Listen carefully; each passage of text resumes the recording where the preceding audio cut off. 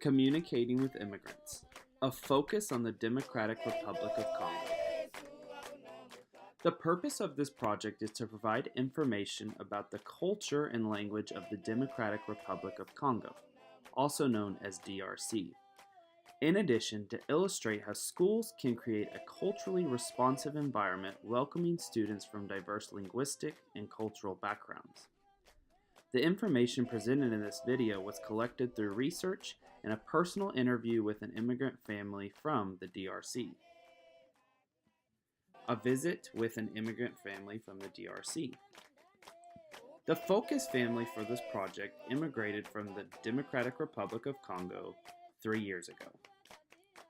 The family consists of a mother and a father and their 5 children, along with their uncle. Their heritage language is Kinyarwanda. They moved to the U.S. to escape the wars in Africa and to provide better opportunities for the children.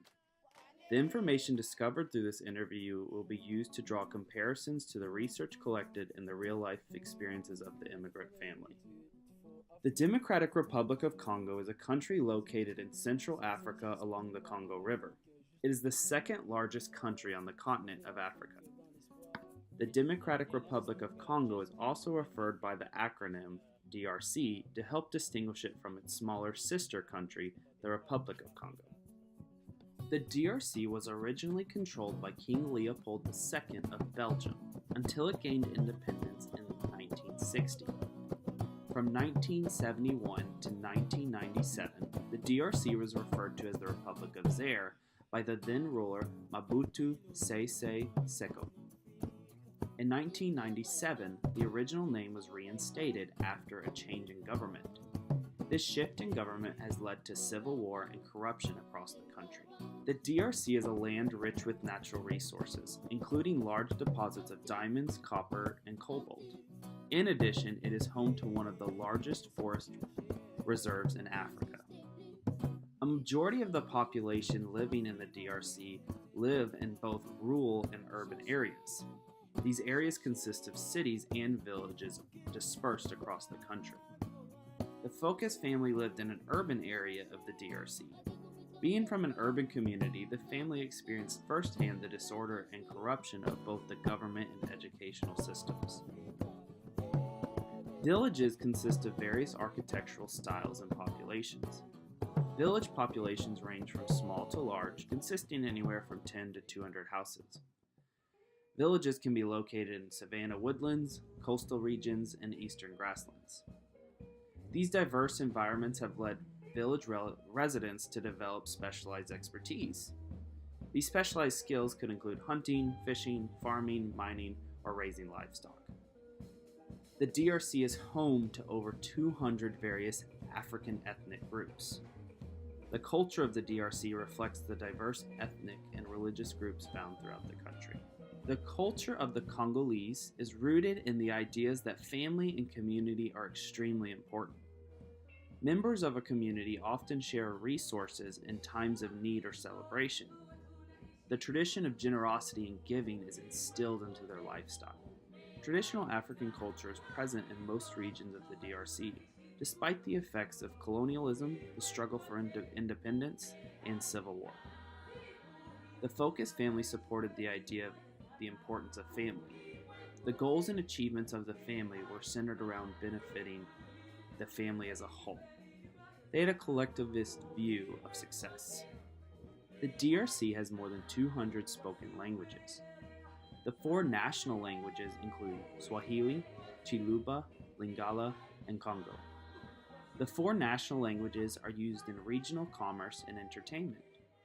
French was adopted as the official language. It is used within areas of business, education, administration, and international communication. The Focus family spoke Kinyarwanda, Swahili, and French. They echoed the important role French played in business and educational affairs. Many Congolese follow traditional African religious beliefs. These traditional beliefs include the belief of a supreme being, the power of ancestors, spirits of nature, and the power of magic. Most beliefs are influenced by Christianity. The DRC has a large Roman Catholic population, accounting for around 50% of the population. Being Catholic, allowed the family to freely express their religion in the United States, as Catholicism is a common religion practiced in America. The current state of government of the DRC was established by corrupt past rulers such as Leopold II of Belgium and Mobutu Sese Seko. The DRC's government has been plagued with individuals seeking power and wealth. The fight for political power led to civil war within the country. The Civil War has also led to many social issues and has caused people to flee the country in search of refuge. Many of the government systems, like military and police, often do more harm to the community than help. The Focus family did not feel safe and felt that people in power were untrustworthy and corrupt. Rural communities are often deeply affected by political forces which collect their income through taxation. However, many communities are often still run by respected authority figures that act as the chief of their villages. These chiefs have a great amount of power within their villages. The educational system of the DRC suffered greatly as a result of the past and present civil war. The effects of war continue to have a deep impact on the country. School enrollment rates are declining in the DRC due to many of the negative effects of war. Nearly half the child population in the DRC are not in school, and only around 50% of those who are will continue to secondary education. The Focus family felt education was full of disorder in the DRC. These reasons included it was too expensive, teachers were sometimes unqualified, and then other teachers were greatly underpaid. A poor school system contributed to why they moved to the United States. According to UNICEF, children now account for almost half of all of Africa's population. And by the year 2055, Africa will be home to over 1 billion children. Children within the DRC face many challenges such as malnutrition. In the DRC, children can be exploited into becoming child labor workers and even soldiers. If being exposed to war and forced labor was not enough, over 4 million children in the country are orphans due to war. Child marriage is an additional challenge in the region for young women. African culture places a heavy focus on the different stages of life. The focus on these stages is prevalent when exploring the rites of passage many young men and women experience. As a child reaches the beginning of adulthood, an initiation takes place. This initiation is marked by celebration and ceremonies.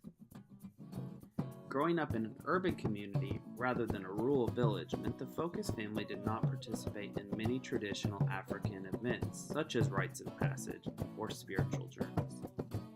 Teaching students from the DRC is going to require teachers to have knowledge of the culture and language of the country. Students from the DRC will bring unique experiences into the classroom that will stem from the different cultures and customs found across the country. 5 tips for working with children from the Democratic Republic of Congo. Understanding trauma. Teachers must be aware that many students from the DRC are likely to be refugees of the civil war currently taking place. Teachers must be prepared to help students adjust to their new environment while understanding the trauma they may have experienced in their native country. This trauma could greatly affect their experience in U.S. schools. Welcoming culture and linguistic diversity. Teachers must understand that DRC is a country with numerous cultures, religions, and languages. The vast diversity found within the DRC means in addition to understanding general information of the country, teachers must also be willing to explore the specific culture and language of their students. A student from a rural community would come with different experiences from a student that lived in an urban community. Knowing your students. Knowing where your students are from will help you understand their educational background. Children in rural parts of the DRC are likely to have less formal schooling as their focus might have been on developing skills such as hunting, fishing, or farming. Although formal education is more common in the urban areas, it is full of disorder and corruption. This is important to understand, as many students from the DRC might have experienced disruptions to their education. Fostering positive relationships through home visits. One way to foster positive home-to-school connections is through home visits. Home visits provide teachers with a chance to immerse themselves in their students' home culture. They also allow teachers a chance to build relationships with immigrant families. They can provide teachers with an opportunity to understand more information about their students that classroom interactions often do not foster. Teachers can help encourage parents and guardians to participate in their students' education. Through home visits, they can also create a welcoming and open environment for doing so. Promoting culturally responsive teaching. Culturally responsive schools are schools that are prepared to serve and support their students of diverse language and cultural backgrounds. Culturally responsive teaching strategies can be utilized within a school to establish a positive perspective of immigrant families, connect students' culture to their learning, encourage a curriculum that reflects diverse background and experiences. By creating a culturally responsive school environment, schools can welcome their immigrant families into their community, while they can also allow their culturally and linguistically diverse students to flourish. Often immigrants from the DRC enter the United States in search of a place of refuge. Brought along this journey are many emotions and other internal baggage.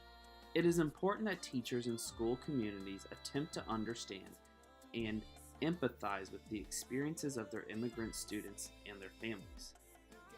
Schools must work to bridge the gap between cultural and linguistic barriers by creating a welcoming and culturally responsive environment for all.